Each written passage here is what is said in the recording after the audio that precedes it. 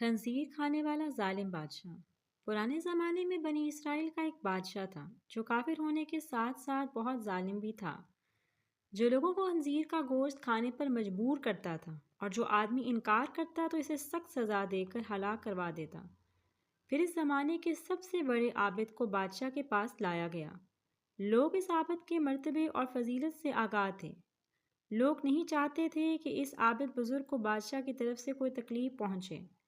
چنانچہ ایک سپاہی نے عابد سے کہا، آپ مجھے ایک بکری کا بچہ ذبح کر کے دے دیں۔ جب بادشاہ کہے گا کہ اس عابد کے سامنے خنزیر کا گوشت رکھو تو میں وہی بکری کا گوشت آپ کے سامنے پیش کروں گا۔ بادشاہ یہ سمجھے گا کہ آپ نے اس کی خواہش کے مطابق خنزیر کا گوشت کھا لیا ہے اور اس طرح آپ بھی ہلاکت سے محفوظ رہیں گے۔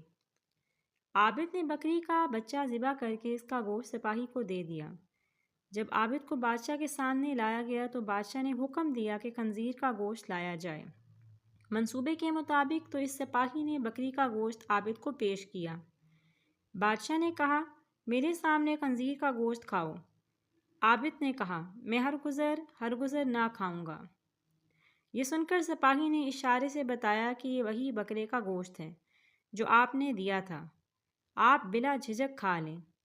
لیکن عابد نے بادشاہ کے سامنے وہ گوشت کھانے سے صاف انکار کر دیا۔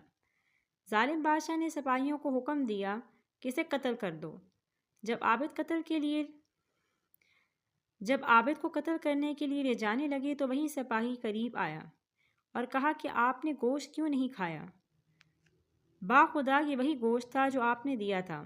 عابد نے کہا، ایسی کوئی بات نہیں، بلکہ میں اس بات سے ڈر گیا تھا کہ لوگ میری وجہ سے فتنے میں مبتلا ہو جائیں گے، کیونکہ جب بھی کسی کو خنزیر کا گوشت کھانے پر مجبور کیا جائے گا تو وہ لوگ کہیں گے، فلاں عابد نے بھی تو مجبور ہو کر حرام گوشت کھا لیا تھا، لہٰذا ہم بھی کھا لیتے ہیں۔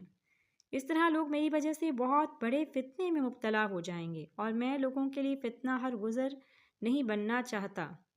یہ کہہ کر وہ عابد خاموش ہو گیا اور جلاد نے اس کا سر تن سے جدا کر دیا۔